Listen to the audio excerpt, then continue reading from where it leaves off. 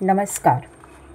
अहिल्याबाई हे नाव शक्तीचे, प्रजेसाठी भक्तीचे आणि गंगाजळसारखे निर्मळ, ज्यांचे पुण्यशील चरित्र लिहिले, वाचले आणि ऐकताना आपल्याला पुण्य प्राप्त होते, अशा ह्या प्रातःस्मरणी पुण्यश्लोका लोकमाता अहिल्याबाई होळकर.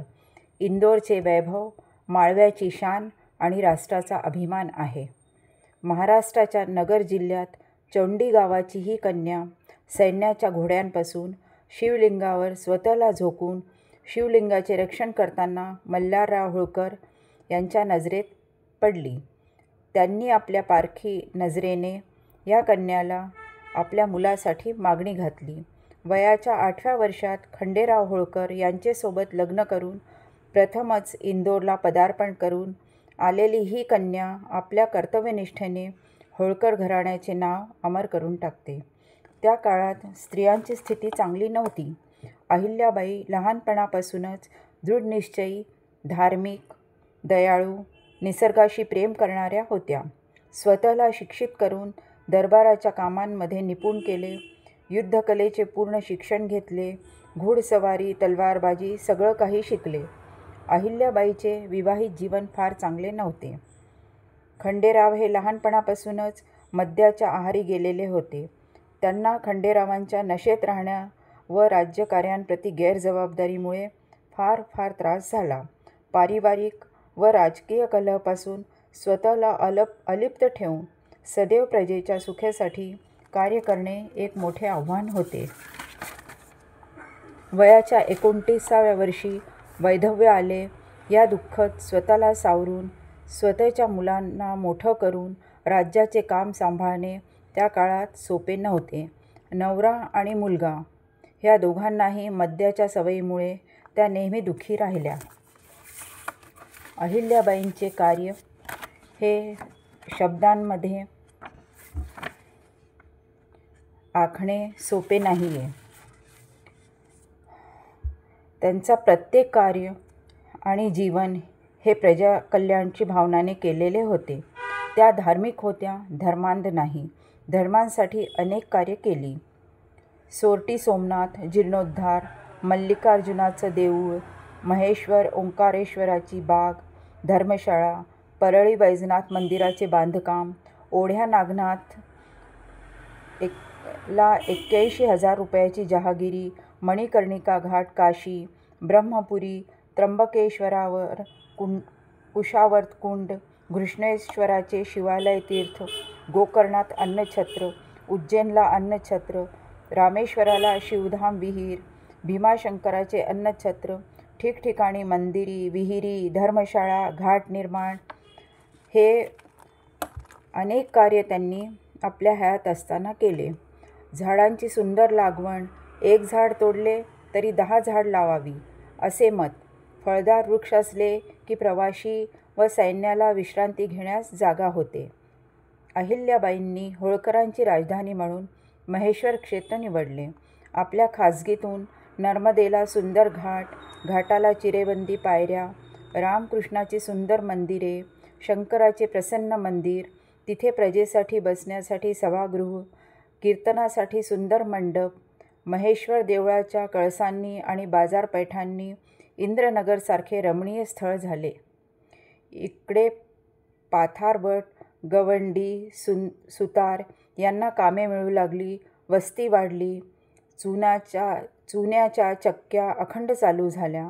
आपल्या सासऱ्यांच्या स्मृतीनिमित्त मल्हारगंज, जावयाच्या आडनावाने फणसेपुरा आणि दौलताची कामे बघण्यासाठी राबत असलेली गोविंदपन गानूच्या नावाने गोविंदपुरा पेठा वसवून घेतल्या. सर्व होळकरांच्या स्मृतीनिमित्त बांधलेल्या छत्रा आजही आकर्षक स्थळ आणि विश्रांती स्थळ हे इंदोरला प्रसिद्ध आहे. महेश्वरला रेशीम धंद्याचे संस्थापन केले. भांडवल देऊन रेशीमधंदा महेश्वरी चालू झाला. 4 वर्षात एकाचे 100 विणकर महेश्वरी साड्या, धोतरे विणत होते. सैन्यात गेलेल्या विधवेंसाठी महेश्वरी साड्यांचा उद्योग त्यांनी आत्मसन्मानाने जगण्याचा एक उत्तम मार्ग दाखवला. आजही माहेश्वरी साड्या जगभर प्रसिद्ध आहे व महेश्वरी हा धंदा आजही त्याच जोमाने सुरू आहे. महेश्वरला सोनार पैठाची पैठ बसवली, देवमूर्तीचे मुकुट, किरीट कुंडले घडू लागली. चांदीची महेश्वर घाटाची भांडी म्हणजे एक वैशिष्ट्य ठरले. कलात्मक व वेगळ्या वस्तूंचा एक व्यापार केंद्र महेश्वर झाले. जुन्या मंदिरांचे जीर्णोद्धार व प्राचीन वस्तू टिकवण्याचे काम सुरू केले.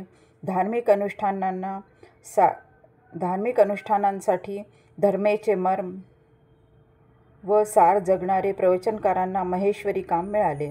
तिथे संस्कृत पाठशाला उघडली. आजही विद्यार्थी तेथे ज्ञान मिळवतात. निवडक विद्वानांना उत्तमोत्तम ग्रंथाचे संग्रह उपलब्ध करून देण्यासाठी सरदारांना आज्ञा केली. विद्वानांना राजाश्रय मिळू लागले व महेश्वराचे सांस्कृतिक वैभव झपाट्याने वाढले. नव्या वस्तू, पेठा, रावळे, घरे, धर्मशाळा हे बांधता बांधता अनेक कुटुंबियांची ही नगरी माता झाली. कारीगर, मजूर, विणकर, कोष्टी यांच्यासाठी स्वखर्चाने घरे बांधून दिली. मद्यप्राशन, अफूगुटी यांनी प्रजे व सेनेचे नुकसान होते या पदार्थांचा निषेध केला. हे सर्वांच्या हिताचे. त्यांनी कलालाची दुकाने बंद करण्यासाठी सही शिक्क्यानिशी आज्ञा केली. मद्यापासून प्रकृतीने जाया होतो माणूस, युद्धात व जगण्यात हार. मद्य हे जहाल विष असे त्या मानत होत्या. जागोजागी पक्क्या सडका, तीर्थक्षेत्री भक्कम आश्रयस्थळे, धर्मशाळा बांधल्या गेल्या. त्याचा उद्देश हाच की माणसाला कठीण समयावर अन्न पाण्याचा निवारा होतो. प्रजाच्या सुरक्षा सुखासाठी डाकू आणि बाहेरून येणाऱ्या हल्लेखोरांचा बंदोबस्त केला. तसेच रघुनाथरावपासूनही होळकरांचे गादीचे रक्षण केले. स्त्री सुरक्षेसाठी आजूबाजूच्या स्त्रियांना गोळा करून शस्त्र व व्यूहरचना शिकवून स्त्री सैन्य तयार केले. अहिल्याबाई सती प्रथेच्या विरुद्ध होत्या. लहान लहान मुलींना इच्छेविरुद्ध सती जाण्यासाठी भाग पडलेले बघून त्यांचे दुःख अनावर होत असे. सतीबंदीसाठी सतत प्रयत्नशील राहायच्या. राज्याची सुरक्षा व प्रजेच्या रक्षणासाठी नेहमी लक्ष ठेवून सर्व कार्य केले व मुत्सदी राजकारणी ठरल्या. अहिल्याबाईंचे त्या काळी केलेले प्रत्येक कार्य आजही तितकेच उपयोगी आहे. पर्यावरण रक्षण, स्त्री शिक्षण, फौजेत स्त्रियांची जागा, वृक्षांची लागवड, निराश्रित महिलांसाठी उद्योगधंदे संस्थापन, स्त्री रक्षण, धर्माचे रक्षण, राज्याचे रक्षण, व्यसनापासून दूर राहण्याची तळमळ, त्वरित न्यायदान हे सगळे आजही तितकेच उपयुक्त आहे. त्या धार्मिक होत्या, धर्मांध नाही. त्यांच्यावर कोसळलेले कौटुंबिक आघातांमुळे कदाचित त्यांना धार्मिकता व दानधर्माकडे कल जास्त गेला असावा.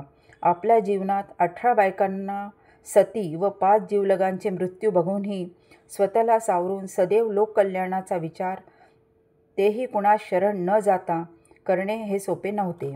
त्या कर्तव्य कठोर कर्मयोग करीत राहिल्या. दुराभिमानाचा त्यांना स्पर्शही नव्हता. आदर्श राज्यकर्त्या होत्या. अन्य धर्मांचा कधीही द्वेष केला नाही. देव, देश आणि धर्म ह्या तिघांना बरोबर आचरून सदैव सत्कर्म केलेत. एक राज्यशासक या नात्याने अहिल्याबाईंचे कर्तव्य व महत्त्व असामान्य आहे. एक महान कर्मयोगिना माझा त्रिवार सादर वंदन. त्या नेहमीच अमर राहतील. सादर नमस्कार.